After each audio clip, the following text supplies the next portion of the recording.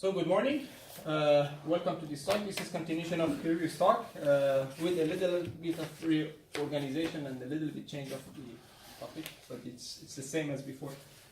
So just a quick recap of what we discussed. So we did a gentle review of the diverse applications of reinforcement learning, and after introducing this very general setup, we made it very specific, what we call by reinforcement learning, and it's about learning in an environment modeled as a Markov decision process without any discounting. So basically, just remember that the unknown environment, which we may refer to as the true environment, is modeled as an MDPM, as a tuple of calligraphic S, calligraphic A, nu P. This is a state space with finite cardinality S. This is action space with finite cardinality A. This is reward function, and this is transition kernel. And here we have this schematic that basically captures what happens at every time step. Basically, the agent or learner or decision maker, these terms are used interchangeably, at each time chooses action A of t, and then at the beginning of the slot, this brings two consequences. First, the environment provides the reward RT or RT plus 1 to the agent, and also the environment brings the agent to a state, the next state is t plus 1, and this, well, if you would like to be more precise, as soon as the agent chooses action A of t at time t, we are still at time t, the environment decides on these two, the reward RT plus 1 and the next state is t plus 1. And as soon as the next time slot begins, this is the reward that will be provided to the agent as R of t, and this st plus 1 becomes the new state of agent. And just remember that this RT plus 1 is sampled in general formal distribution nu of SA, which is state action dependent. And in the general case, we assume it's random from this distribution with the mean mu. And more importantly, this next state is sampled from this element of transition kernel.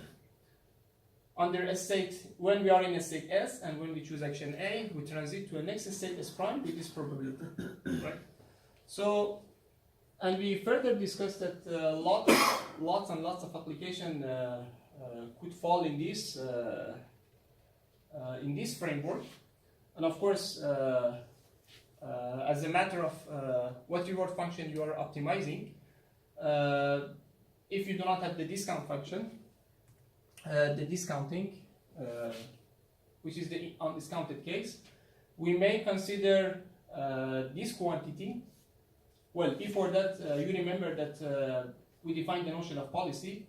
In the simplest case, the policy is a Markov deterministic policy that is a function from a state space to action space.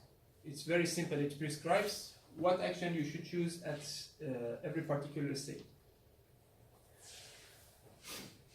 For a given policy, we can define the notion of gain, denoted here by G pi of S1. So S1 is the choice of initial state, and this is a quantity dependent on the initial state, and this was defined as the average reward in the long run. So this one where t is for the average, and this limit accounts for the long run.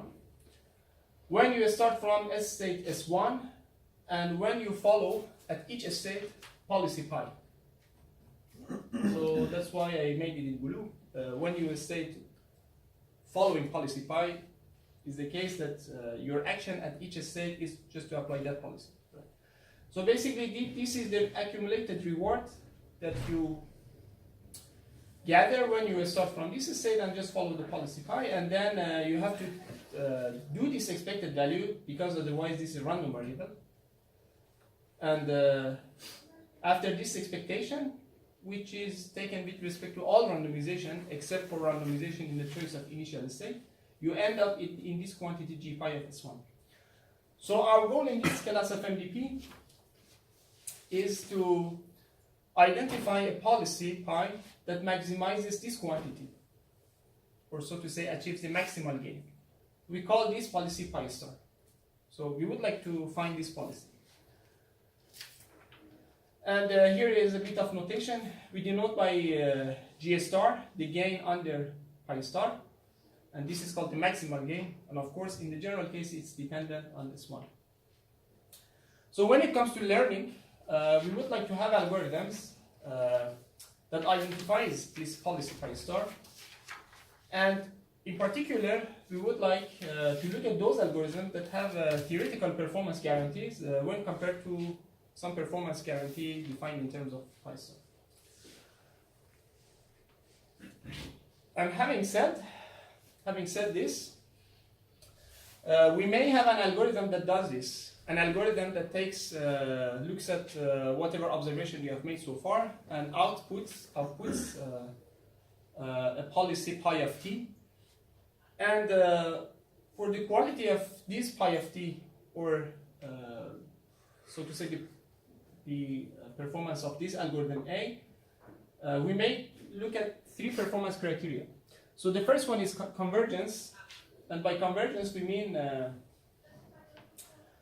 A of t, which denotes the policy pi of t that is output by algorithm A, should converge eventually to policy pi star. So this is good because it says eventually you're identifying the right policy, right? But this is, so to say, eventual convergence, and it's asymptotic. So this is good, but we can go towards a better convergence, towards a better performance criterion, and this is, for example, the pack bound. And it says, given 2 input parameters, epsilon the accuracy and delta the precision or confidence, there should be a bounded constant, and a particular constant that is increasing polynomially as the relevant parameters of the MDP, that after this number of steps or sample that you make for MDP, the policy output by the algorithm A of t should be epsilon close in value function or the gain to what is obtained under pi star with high probability. But if you remember, we had another criterion, regret, that says for any finite number of steps, meaning that it's not non-asymptotic, your reward under policy pi of t, which is under A of t, when compared to what could be achieved under always following the optimal policy pi star, should be bounded.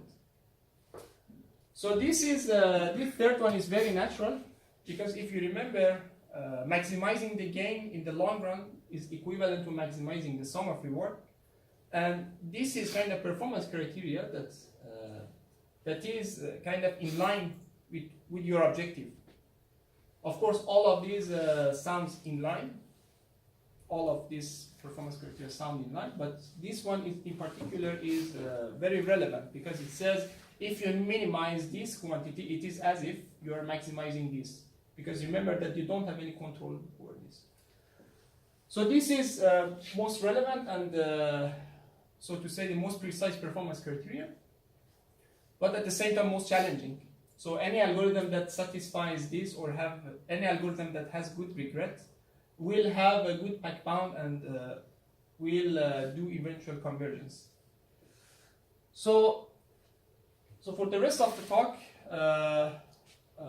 we look at those algorithms with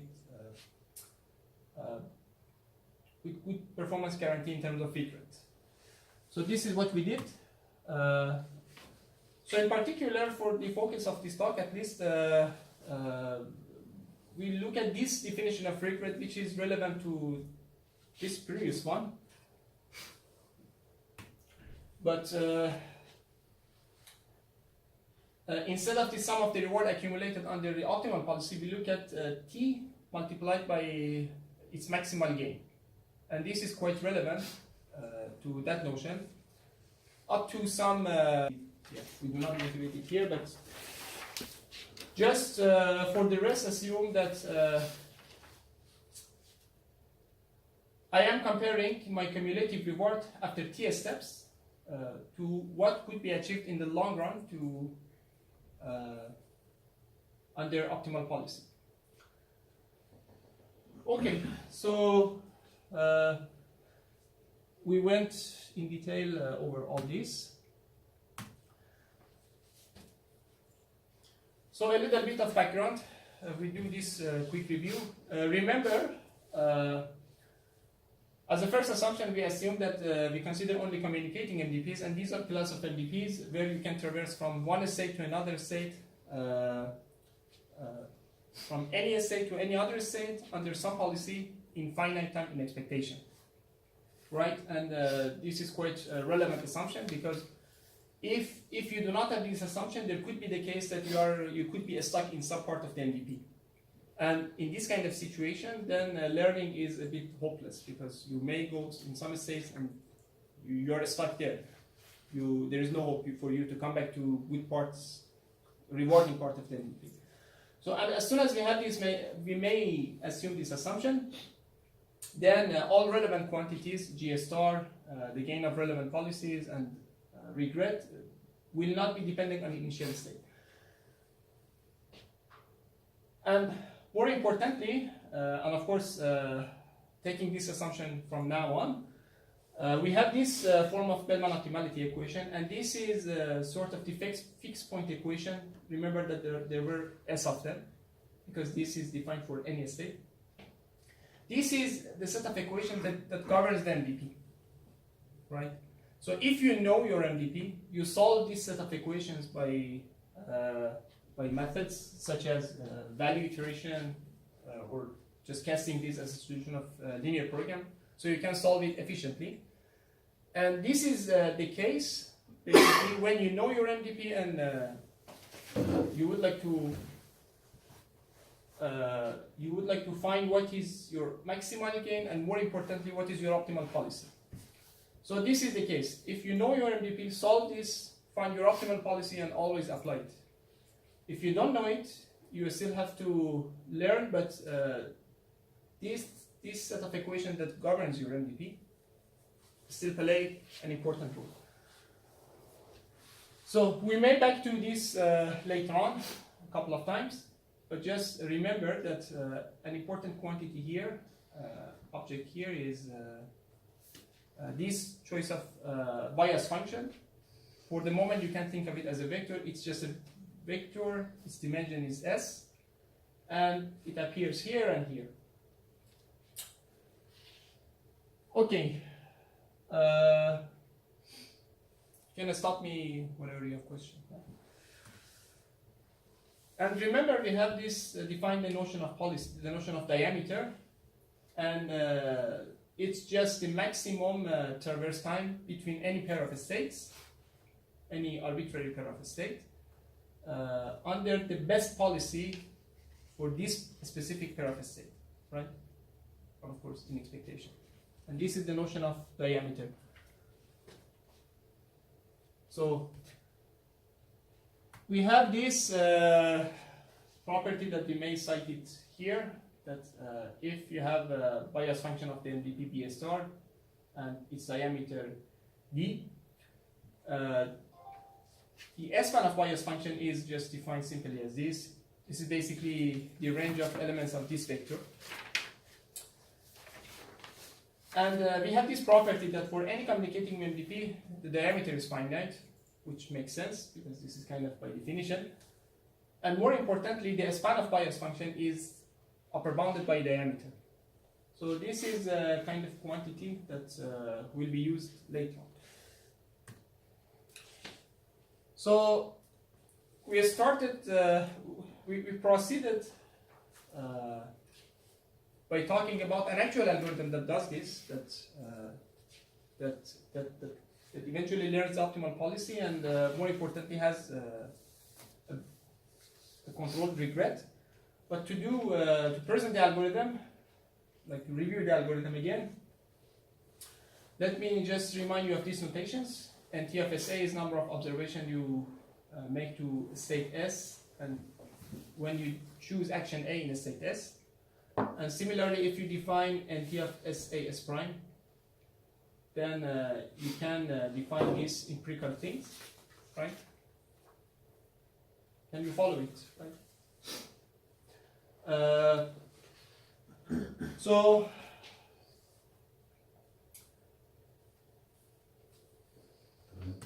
if you remember, we talked about UCLL2 algorithm, which was relying on this set of confidence bounds. Well, UCLL2 at each step basically looks at this set of plausible MDPs as a tuple of MDPs and prime defined as this.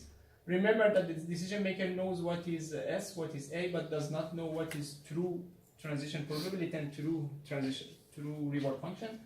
But it looks at all MDPs with transition kernel P prime and reward function mu prime, and the mean of mu prime satisfies this. Of course, you can compute mu hat of t and p hat of t, and p prime also satisfies this, and this is L1 norm. Yeah, these transition probabilities for each state action SA can be viewed as a vector, and so that's why we define L1 norm. And this delta is an input parameter to your algorithm. So if you look at, for example, 99% confidence, then you choose this delta equal to 0.01. And we had this important thing as a consequence of this specific concept, for example, 14 or log of things, that with high probability, your true MDP belongs to this set of plausible MDPs at time t. So this is quite crucial that with high probability we have this, because it says that with high probability, this set of plausible MDPs that contains your MDP, your true MDP, and if you do optimization, so you don't know your MDP, otherwise you do optimization or all policies only in your MDPs. You don't know your MDP, but still you choose a bag of MDPs, and you do optimization to find the best policy among all possible policies in all possible MDPs in this bag. And of course, there is a continuum of them. And since your MDP is inside these MDPs, if you do this optimization, you may choose one policy that is a policy in your true MDP, or maybe not in your true MDP. If it's in your true MDP, you're optimizing over your true MDP despite lack of knowledge of your MDP. Right? So in the first case is good. If you are choosing some policy at time t that is not in your MDP but maximizes among all possible MDPs over in this bag, the good thing is that it should be a policy that apparently leading to a highest reward, higher than what can be achieved in your MDP. And of course, this may be wrong, but as soon as you try this policy, you gather some observation, and since it's not in your MDP,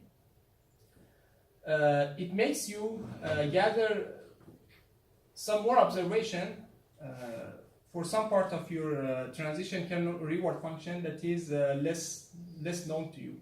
Then as soon as you try this wrongly chosen policy, the good thing is that you increase this number of samples for this.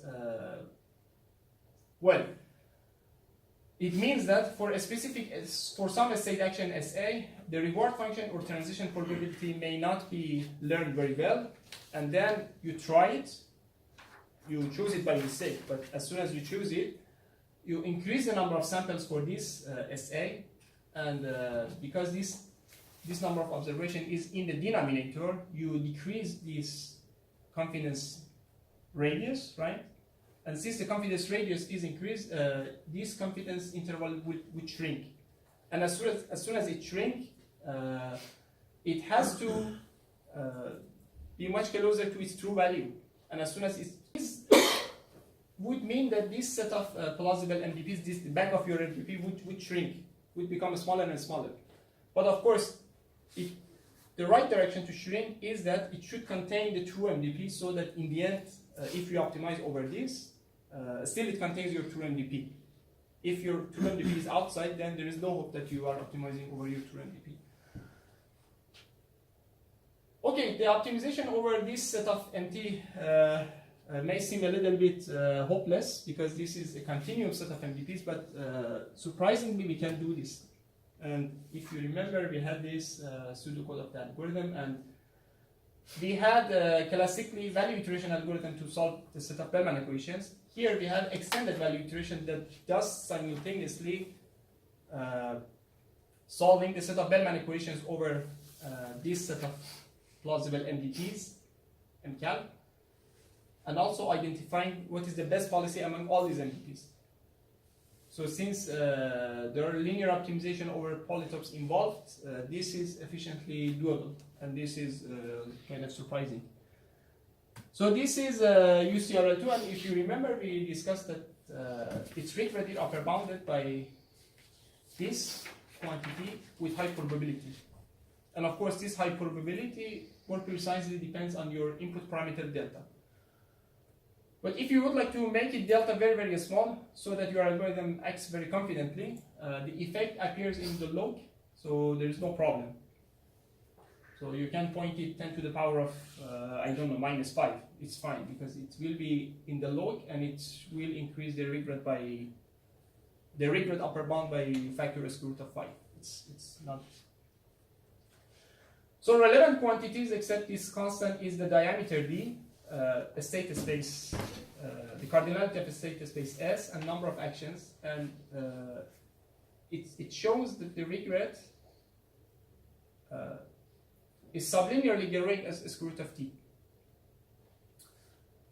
So I do not motivate further what is this notion of expected regret. Let's look at just this.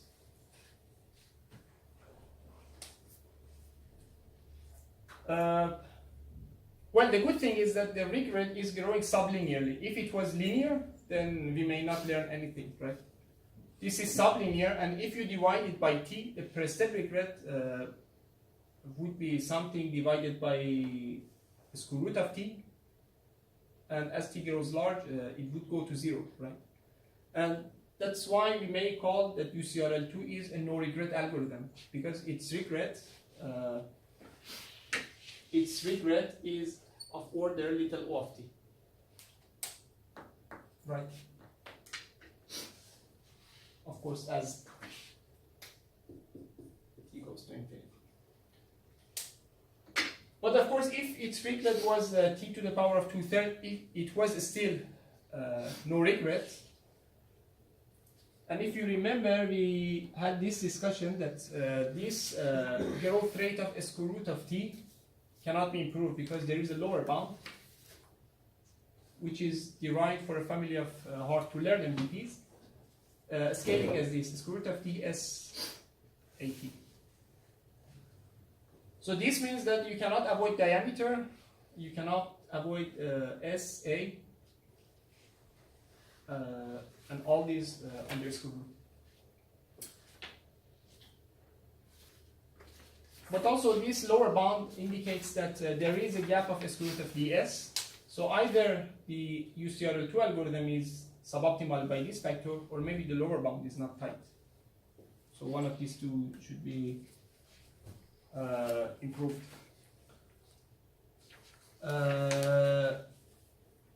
Just I may make a quick note on kind of the proof of this. So basically the proof of this lower bound is relying on this kind of problem instance.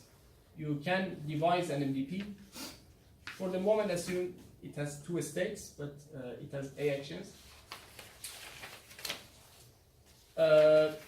You assume that it's just a deterministic reward MDP. Basically, when you are in a state S1, all actions provide you a reward of 1. This should be 1, state S1. And when you are in a state S0, all actions provide you a reward of 0. So the optimal policy is very simple. You should just make a when you are here, you just apply any action you want, but when you're here, you should try to come back to the rewarding state. But the thing is that under all actions, you will be staying in a state S0 with probability 1 minus kappa, and with 1 minus this probability you transit to the rewarding state. But there is only one action under which, with a slightly larger probability, you proceed to this rewarding state. So what is the optimal policy? The optimal policy is that, so the policy is not a very weird notion, right? It is kind of a function or vector that says what you should do in each state. The optimal policy is that choose whatever you want here. Choose, for example, action. Of course, there is more than one optimal policy here, but at least one optimal policy is that choose, for example, action 1 in this state. And when you are in this state, choose this action that is indicated by this dash line, right? Why? Because of course, eventually, when you are in a state S1, eventually you will be brought to a state S0, and you will gather higher rewards in expectation if you make a transition with higher probability to this state. So it's better to follow this. But the gain under this policy that chooses this dashed action and this policy that chooses this solid action are slightly different, because the transition probabilities are apart by epsilon. But if you choose epsilon small enough, then it's kind of hard for the learner who does not know what is this transition probability to identify the optimal policy, because he has to try the various actions a lot, so that to be able to distinguish between these two slightly different transition probabilities. And then if you choose epsilon as an appropriate function of your fixed time slot t, time horizon t, and number of states and number of actions, of course number of states here is 2, number of actions and number of states, then you would see that a regret of square root of dsat is inevitable. So it's how it works for the proof. But of course, after like I don't know, a lot of algebraic arguments, not very easily. By the way, what is we discussed it last time, but if you remember correctly, what is the diameter of this MDP?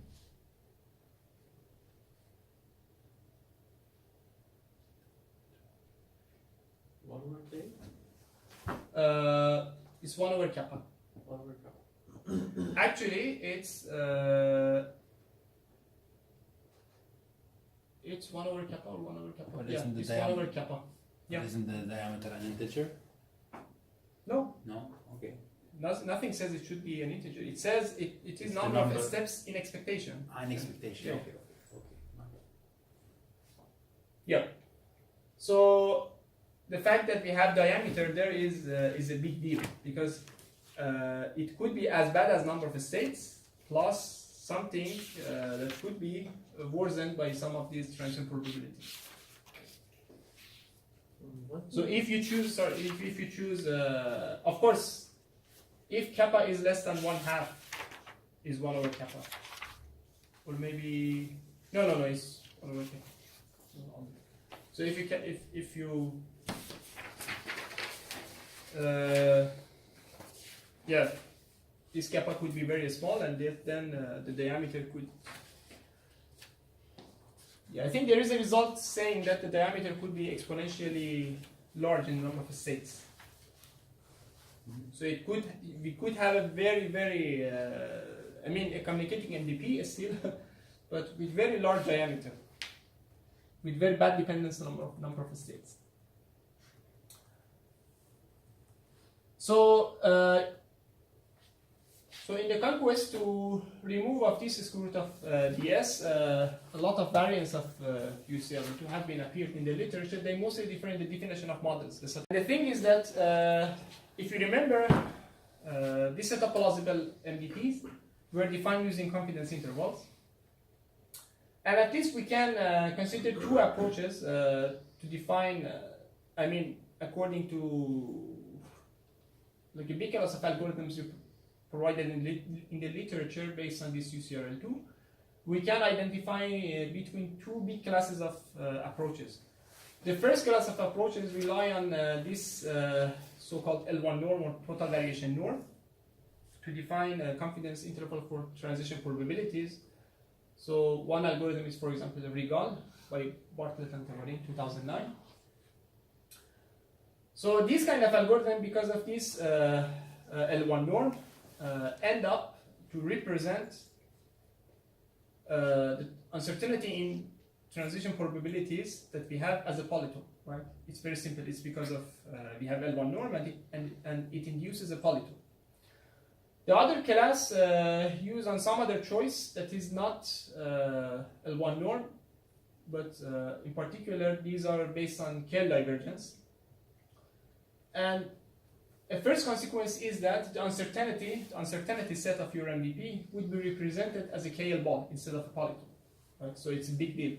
So one early algorithm in this class is the algorithm by Burnetaska-Tarkis in almost 20 years ago, and the other one is KL UCRL in 2010. So why there would be a difference? So basically, polytopic uncertainty may be very bad. And in particular, it provides a poor representation of the uncertainty. So this is something, at least, it's known beyond learning literature. I can refer to literature on robust control of Markov decision processes. So in particular, we can have two observations. So basically, they could lead to inconsistent models, in a sense that you may consider those candidate MDPs that put zero probability mass on some elements of the transition kernel, where your observations in the empirical transition kernel indicates that it should not be zero. You have made some observations, so it's ridiculous to account for those MDPs that put zero mass on those parts. So it means that it does not clone this set of calligraphic M of MDPs. The other thing is that for extended value iteration, for this so-called optimization over this set of plausible MDPs, we need to do eventually linear optimization, and I'm not talking about linear optimization, and it's maximizing a linear function, a dot product, over a compact set. So if you do it on over L1 ball, it becomes a linear program, so it's good in one sense. But the thing is that if you gather a little bit of more observation, a few more observation, then the solution to this linear optimization changed significantly, and this may be bad because of this. One thing, can you go? One assumption was that your MDP should belong to the actual MDP should belong to the set of all MDPs. It's not assumption; it's consequence. But in item number 1, it's not a consequence, because you're saying that even to p hat of t is non-zero, so it means that for m, this is the set of m, and then you're somehow violating that consequence, I guess, no? This is what I can see from here. So maybe it was not clear. So we have this set of MDP. Yes. So we would like to have this as small as possible, because if it's big, assume that my true MDP M is here. If my true MDP M is here, I would like this to be as small as possible, possibly a singleton that contains only M, but of course this is not the case. But yet, I would like contain M. It should always contain M. It should not. The confidence bounds should be defined in a way that it contains M with high probability. Of course, there are some times that it's outside, and because of that you will incur regret. Even though if it's inside you will incur regret, but yeah, you with control probability in the sense that the regret accounting for that would be bounded. You will have this outside, but as soon as this happens with high probability, it is inside, it's fine. So for the moment, assume that it's inside. If it is inside, I would like to have this MCal of t as small as possible. in some sense. Mm-mm. Then this means that if there is another MDP M prime, I would like to prune these MDPs inside, as much as possible. So one way to prune this is that if I have observed that p hat of t for some state x under some state action A is non-zero, this means that, because this is sampled from my true MDP, right? Because this is based on what I have observed, and because of my observation, I make empirical estimation, and this comes from my true MDP, because this comes from environment, and environment is controlled by my true MDP, right? It's not from my model. So if I have this, then one easy way to prune this set is to remove all these MDPs M prime that put zero mass on SA under state X. Right. Okay, but this is not kind of the manual pruning that you do. It's something that your machinery does, and if you rely on L1, this is not handled. Basically, you end up having M cat of t with M prime, where it puts in its kernel, it says I consider these MDPs. So that's why this set would be bigger, and as soon as this set is bigger, then you have little control. No, I was under the impression that cal MT contains all MDPs with this condition, so therefore M is not included in M. No, cal M includes so all MDPs and these MDPs under L1. Okay, so this is one thing, and this is the other thing. So this is So this means that we can L1 stops you to prune this. So despite its simplicity, maybe it's bad. And the other thing is this linear maximization. So this is an illustration from Philippi et al. So this is an estimated bias function, or value function if you would like to call it. An estimated bias function. And if you do linear optimization under L1 in the left-hand side figures, for example, you end up with this vertex to be the optimal, the maximizer. And this is like your uncertainty set, your confidence bound set. So you end up this, and because of this, you choose one MDP and you choose some policy. Okay. And as soon as you gather a little bit more observation, maybe a couple of samples later, your value function or bias function differs slightly. So it would be, for example, this tilted a little bit away. And because of linear programming machinery, you would end up in either in this vertex or in this vertex. And in this particular case, you end up in this vertex, so it's fine. But the thing is that from here to here, the change is very significant. It's because of polytopic shape. Yeah. On the other hand, when you have KL ball, you may end up in this optimizer, and as soon as you gather your value function tilted a little bit, you end up tilting this a little bit, which is more consistent because it says because this significant change most of the time makes you explore a lot, and because of that you have to incur a lot of regret. So in that sense, maybe having a KL ball is much better than L1 ball. But in particular, how would this KL ball look like? Still, we rely on similar methodology to define the confidence bounds. So we look at candidate MDPs M prime, whose mean reward function satisfies this. So this is just an improvement. Instead of corresponding algorithm is KL UCRL, and it has these good properties. It outperforms UCRL2 even in all simulated MDPs. But the bad thing is that the best known regret bound for KLUCRL is still ds square root of 80. So theoretically, no improvement of this over UCRL2 has been shown. So this would be some matter that we explored it here much more precisely, that whether we can get an improvement over the regret guarantee of KLUCRL, that is an algorithm relying on these two confidence bounds over UCRL2 or not. To this end,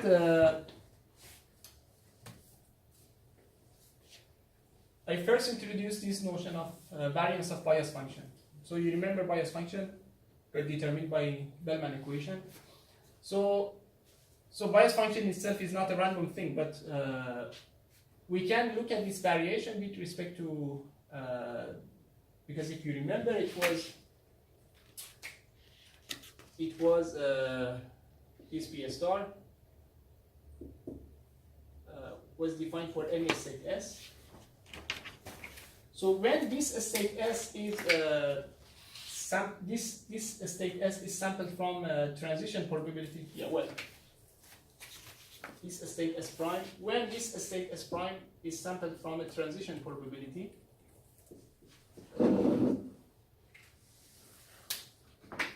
probability vector P, I can define the variance like this. So, well, first you can define its expectation with respect to transition probability. So P is deterministic and BSR itself is a deterministic, but when this argument of BSR is randomly sampled from this transition probability vector, you can define this expectation, and similarly you can define this variance. It's very simple, right?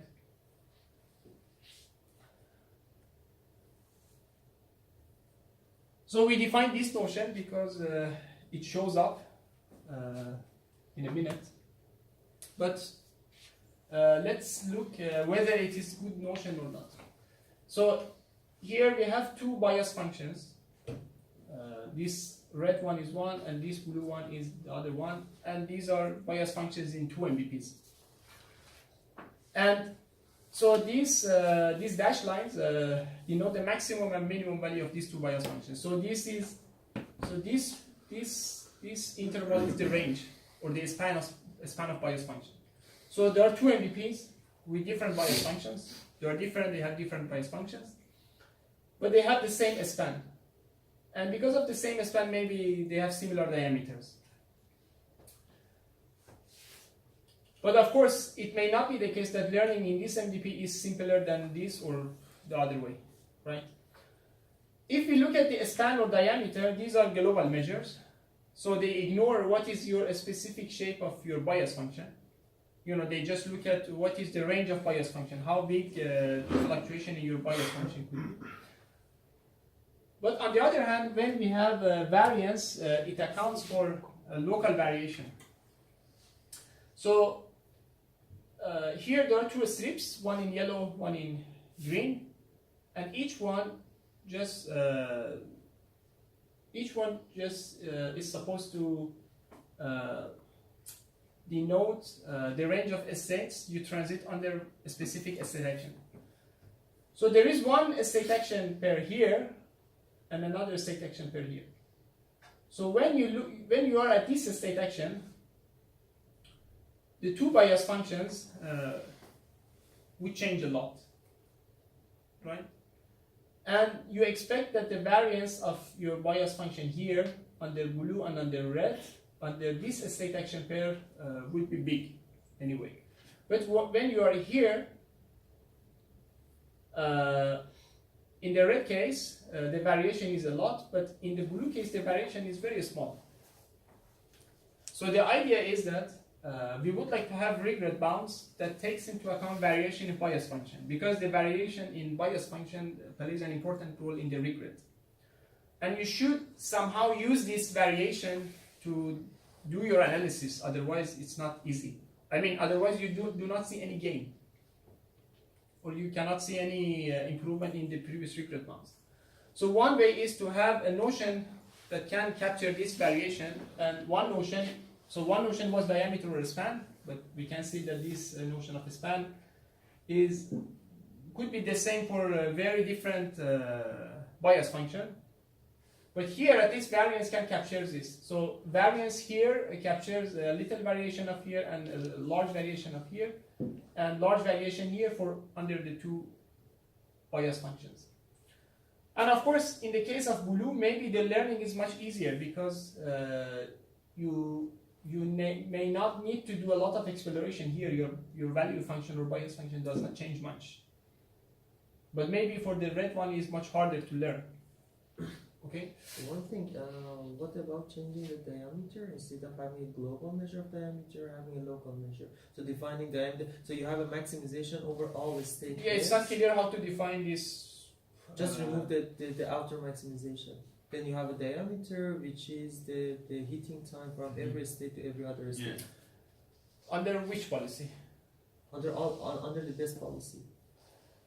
So here you have one outer maximization that goes for under the best policy.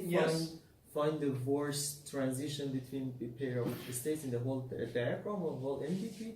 Just drop the outer maximization. Then you have a local. Yeah, it's good clue, but the thing is that you should look at eventually what is appearing in the analysis.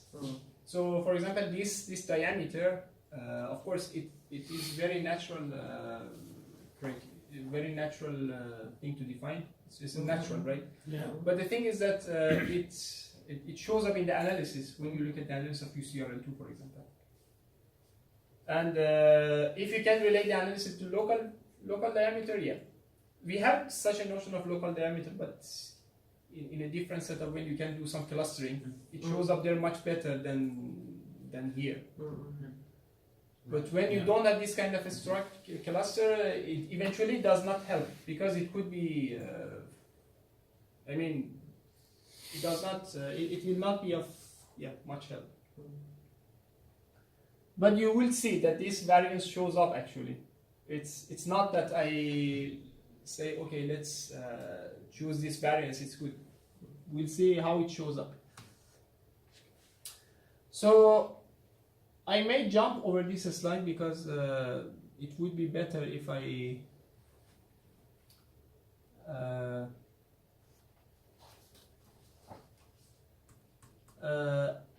would better start from here because I think it would be a better flow, and we have probably a bit lack of time. So this is something at least we managed to show in Alt paper 2018 that's under KUCRL and with the restricted class of ergodic MDPs, which is a subset of communicating MDPs, the regret is not scaling as ds square root of 80 as the previous bound for KUCRL. Rather, it can be shown that is upper bounded by still diameter times square root of t, but without any dependence on S or A, and some of the variances under square root, and of course multiplied by factor square root of S with high probability. So to see whether it is good or not, we can argue that this is better than this bound because the variance, square root of variance, is smaller than span, and span is smaller than diameter. So this is so to say much better, and numerically we can motivate it could be much smaller. And the good thing is that of course you eventually have diameter, but this is not ds because ds could be much large, but this is ds square root of t. But here this main term would be here that because of larger static space in some MPPs, this could be dominant, but it's not multiplied by diameter anymore, it's multiplied by variance, and this variance is good because if your variance under all the state action pair is big, it's bad, but maybe it's local. So to make it more intuitive, let's look at how this kind of result is proven, because it could be of some interest for for independent research. So let's look at how things is done in the old proof UCRL2 algorithm. So basically in UCRL2, the regret, we would like to find an upper bound on the regret in high probability. The regret basically is decomposed into per episode regret terms. Recall that UCRL2 relies on steps called apex called episodes, but these are not the same notion of episode as episodic reinforcement learning. It's just apex. So and we look at the regret within each episode. Okay. So in each episode K, you look at an optimistic model m tilde of K, and recall that you do some optimization, and when you do optimization, you choose one MDP and one policy, and this policy is basically the maximizer. And of course, this together with this policy, P tilde of K, yeah, well, we have not shown it. You choose an optimistic model, and let P tilde K denote the kernel of this MDP, and the bias function of this MDP is P tilde of K, and assume we are considering the case that our true MDP belongs to the this MCAL. So the leading term, I mean the term that that has the largest contribution to regret due to this episode is coming from this. So we have to bound this summation.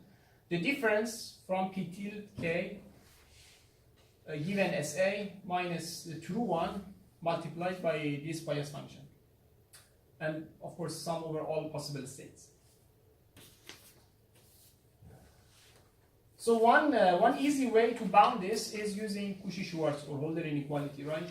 So you look at the L1 in L infinity. So L1 norm of this one is controlled by definition of confidence bound by this quantity.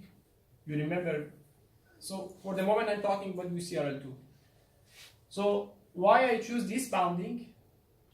Because I have control of this guy because of my definition of confidence bounds for UCRL2, right? The L1 norm was controlled, right? And for this one, there is a result that shows that when the true MDP is in the set of plausible MDPs, then this one is upper bounded by diameter. So, and if you sum over all possible episodes, because there are only low t number of episodes multiplied by SA, if you sum over all episodes and all state action pairs SA, you get this regret. ds square root of 80, and this is the dominant term, and that's why, of course, the proof is not as this short, but the main step is this, and the main term for regret ds square root of 80, which is suboptimal because of the lower bound, we know it's suboptimal, occurs because of this line of analysis. And if you would like to get lower regret, if possible, you should look at this. So yeah. Yeah, well, and most importantly, because of Cauchy-Schwarz, here you become a too conservative bound. On the other hand, for recurrent UCRL, we can do the following. Remember this quantity. We can look at this. We can look at this first and multiplied by B tilde as this quantity as expected value of B tilde under transition law P tilde, minus this one, and this is in the literature, in the statistics, it is called transportation cost under B tilde. And let me interpret it why it's called transportation. It is as if you have some masses and you would like transport to this mass from point A to point B. And the thing is that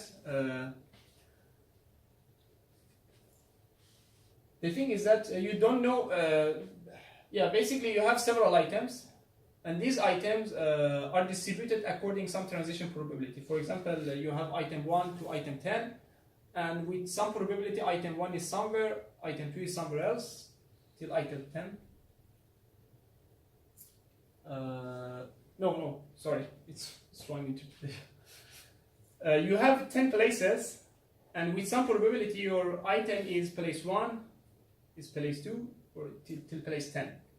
So of course sum of all these probabilities should sum to 1 because your item is somewhere. And to bring it from somewhere to somewhere else, assume destination is fixed.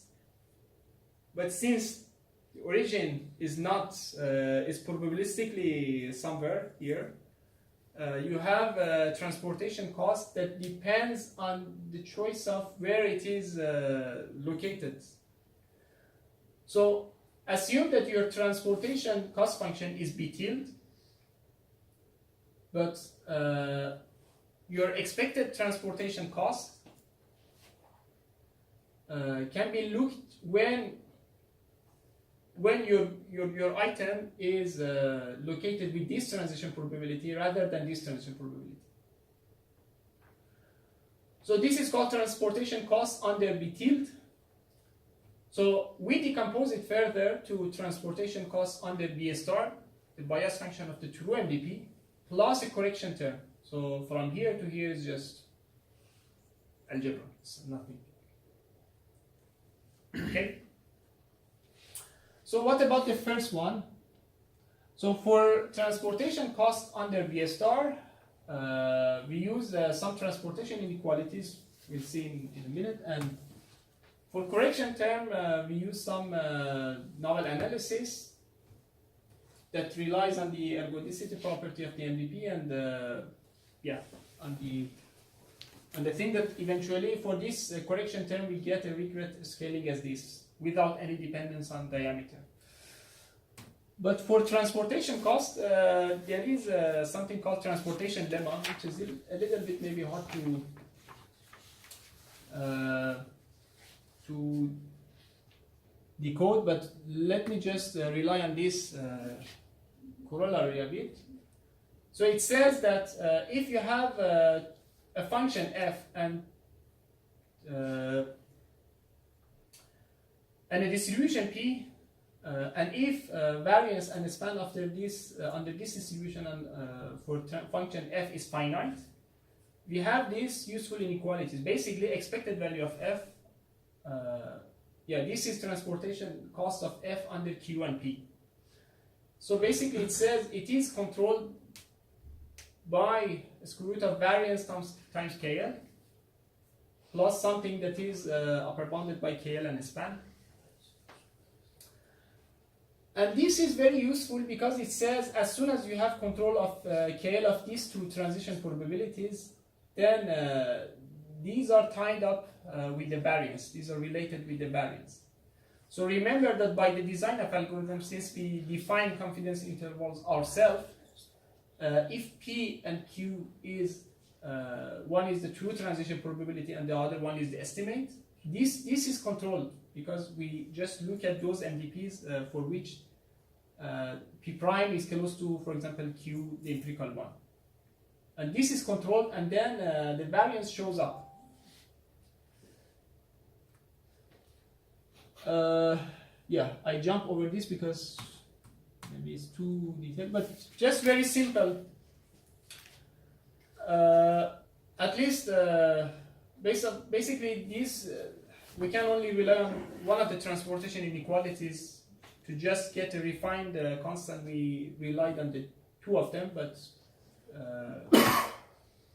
for ease of presentation, let me just use this.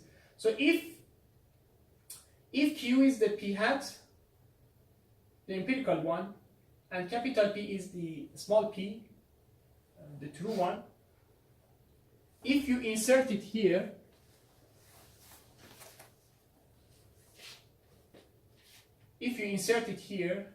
P the true one and Q is p hat.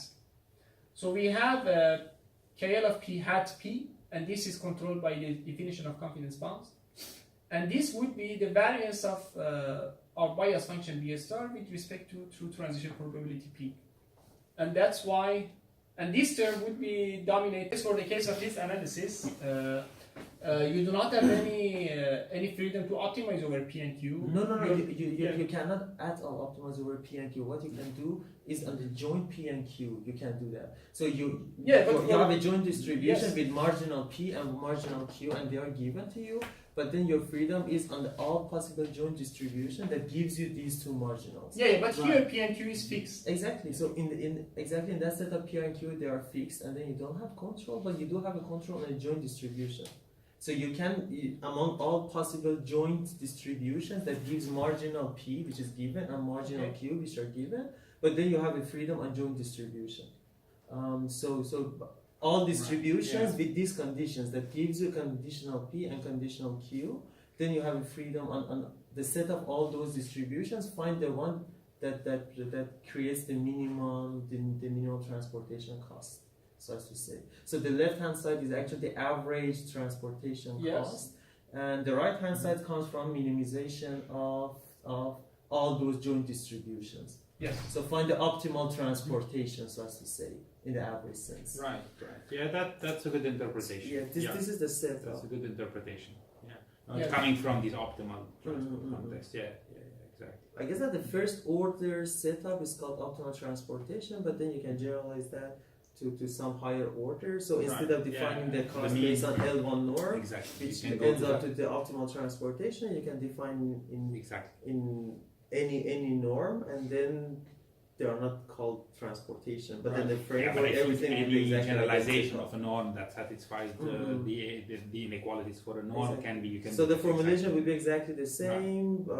How to solve this or how to address that will be exactly the same, but then there is no name for that. I guess. Right. So yeah, in view of this, once we have KL, it's inevitable to have variance here. You can have a better notion of local diameter, whatever. You cannot have a better notion than this. And the thing is that you can argue much more precisely. We excluded actually those slides here now. But in line of an asymptotically optimal algorithm, which is Bourne-Tascatakis, you can argue that confidence bounds should be defined with KL. So we accept this. And then as soon as you do this, at least through this lemma, which is standard, and this lemma, which is corollary to this lemma, you see that when you have KL, and when you would like to upper bound this expected transportation cost, then variance shows up eventually. And then maybe there is no better notion than variance. So, but the thing is that this notion of variance for rigid analysis of MVP is new, and to our knowledge is limited to this paper. So this is the first kind of result on this. Still a lot of improvements need to be done to show that the result works for communicating MVPs. Of course, we have a asymptotic result, but not finite. But one more comment I can leave, it's very fundamental lemma that we have here. It comes from like very important properties of KL divergence. This lemma is just a corollary, is not and a corollary of this lemma when you have the class of functions when variance and span is finite. Of course, nothing says here that a span should be finite, but when a span is finite and variance is finite, you can have this. But the thing is that we have to derive it, although it sounds a little bit maybe familiar, but I don't know if it appears anywhere in the literature, this corollary. We could not find it in the standard text, but that's a simple corollary of this result. But most importantly, we have another lemma that is quite similar, that we derive it on our own, basically using modified King-square inequality and Cauchy-Schwarz. And this is a new lemma, new inequality that was not appearing in the literature. So it relates the transportation cost to KL and a span times KL. So, and remember, when KL is outside the square root, outside of the square root, it's absolutely fine because we have we have this KL eventually controlled by number of observations in the denominator, and when it is outside a square root, it would amount to a log t term in the regret. Whereas when it's inside the square root, this number of observation in the denominator, it amounts to a square root of t factor in the regret. So that's why we do not care much about this term. But in the end we have this, so it is very similar to the previous lemma, but here we have two variance terms, two functions that are related to variance, and these are variance on part of a state space. So this is a variance of function f with respect to law p. When you look at those part of a state space that p is greater than q. So this is of course upper bounded by variance, but it is much finer than variance. And because of this lemma, we could remove a second order term from regret. So before this, the regret was a square root of t plus something times t to the power of 1/4 plus some log t term. And after this, those t to the power of 1/4 was removed. And of course, this t to the power of 1/4 compared to a square root of t is a lower order term. But the thing is that if you achieve a target regret by epsilon, then if you account for the number of steps that takes you, it is called sometimes the burning time. The burning time that your algorithm needs to achieve that regret would be different under these two bounds. So just I conclude by this numerical experiment. So what I've shown here is for just performance of KLUCRL. We have this set of this sample environment as a benchmark. This is called river swim. So it is as if you're swimming in a river. So from right to left, you are swimming in the direction of water, and from left to right is the hardest case. That is, you're swimming in the reverse direction of water.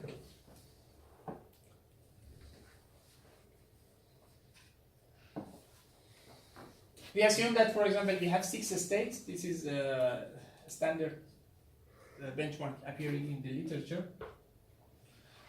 So there are only 2 states that provide you some reward.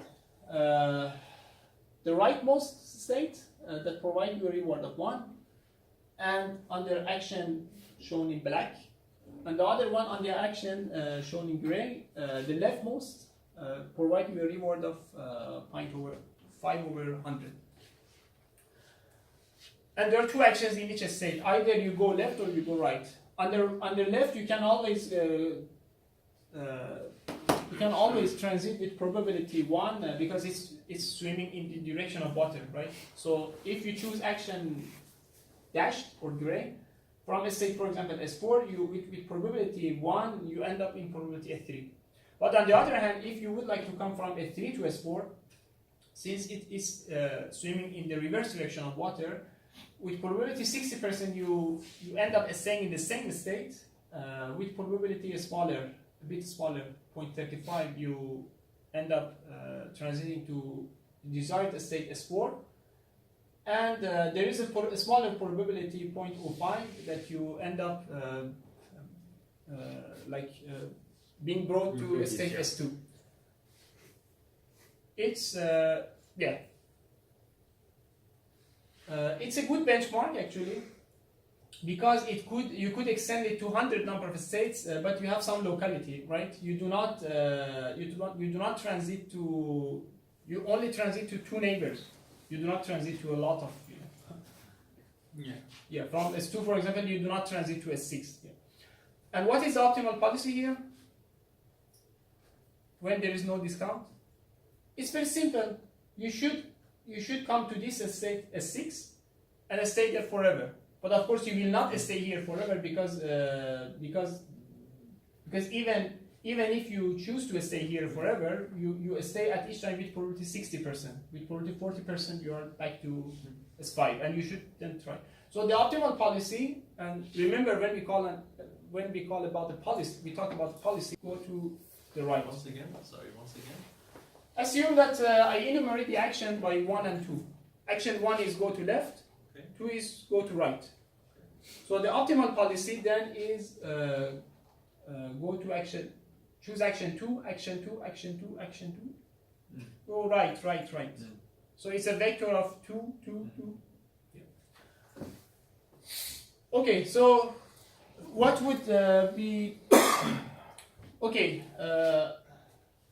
As I remember from my simulation, I mean it's if you solve the Bellman equation for these MDPs, the average gain is I think 0.41 something. Of course, everything is normalized. The reward is either the reward is here 1, the reward is here 0.05.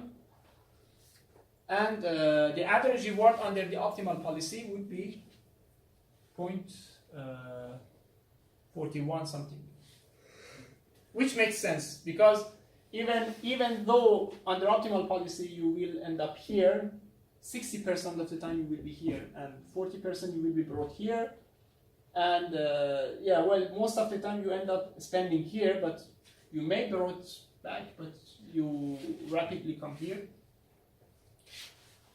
Okay, 0.34 something, 0.34 if I remember correctly. Okay, this is the regret under UCRL2 and under KL UCRL. So yeah, the regret first of all is sublinear, and you know it looks like upper bounded by square root of t. I think it's with delta 0.05, not reported here, but something. So it's much smaller regret bound, regret curve you get under KL UCRL than UCRL2. And if you go for 12 states, you get that, that the regret of UCRL2 kind of explodes. It is still sublinear, but it seems that KL UCRL is much more stable than UCRL2 when the size of a state space is double. And well, the regret under both algorithms is dependent on the number of states. But the good thing is that the bad thing is that the regret of UCRL2 is dependent on the number of on diameter, and the diameter of this MDP could be at least linear with number of states when you look at simulations. But for KL UCRL, the dependence on the diameter is through d square root of t, and maybe that term itself could be removed.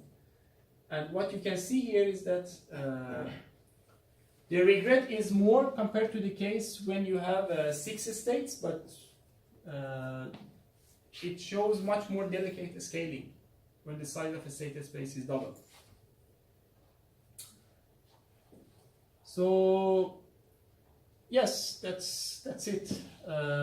Yeah, we have as conclusion the fact that there are part of things that can be still done in this area, and maybe the list could be much longer than this, but at least what would be more appealing is the extension to the case of MDPs with continuous state space, where in this case you have to discretize the state space and aggregate the states within each tile using aggregation techniques.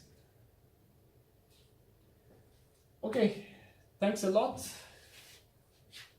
and I'm here for your questions. Thank you for the third time.